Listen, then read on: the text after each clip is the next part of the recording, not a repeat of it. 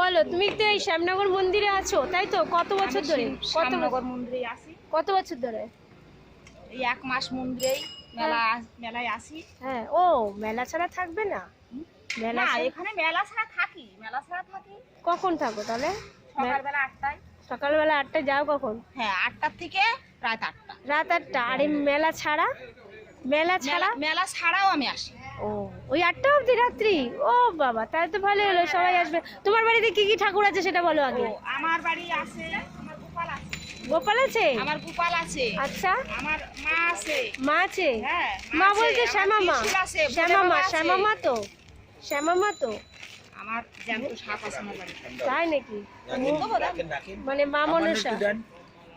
একটু ঠান্ডা হোক, একটু নুন দেন। মা মনসার ভক্ত না? ও, শ্যামা মা আছে। মনসা আছে, আমার বাড়ি মনসা পুজো হয়। বাবা ব্রাহ্মণ দিয়ে। ভোলানাথ আছে? বাবা ভোলানাথ আছে? বাবা ভোলেনাথ আছে। জট ছিল তাই তো? জ্বর ছিল, জটটাকে লাল কাপড় দিয়ে বেঁধে। আচ্ছা, আমার কে বললো তোমাকে এটা? ছিল। অনেকে তো দেখি জট রেখেই দেয়, তুমি জটটাকে খুললে কেন? জটটা আমার দড়ি দিয়ে বেঁধে হ্যাঁ। বাবাকে বলে টান দিয়ে ছিঁড়ে দিয়েছি। তাই? যে বুঝাবতি পাচ্ছি না বাবা, আমার পা কেটে দিলে তুমি। একদম একদম। তারপরে বাবা বললো, আদেশ করলো যে আমার মন্দিরেতে ফেলবি না। আচ্ছা, মন্দির থেকে যদি ফেলিস তাহলে তুই গাছতলায় ঘুরবি, পাগল হয়ে যাবে। একদম।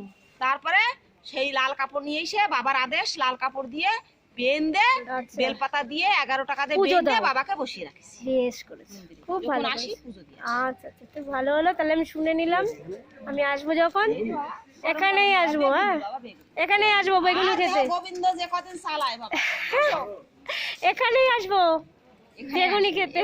আসবে। আচ্ছা, নিয়ে আসবো সবাইকে। হ্যাঁ, ঠিক আছে। তোমার বাড়িতে এত ঠাকুর আছে। কত হচ্ছে? 3টে। প্রণাম, রাখলাম কাকিমা। আর একটা কাকিমা রাখলাম। না।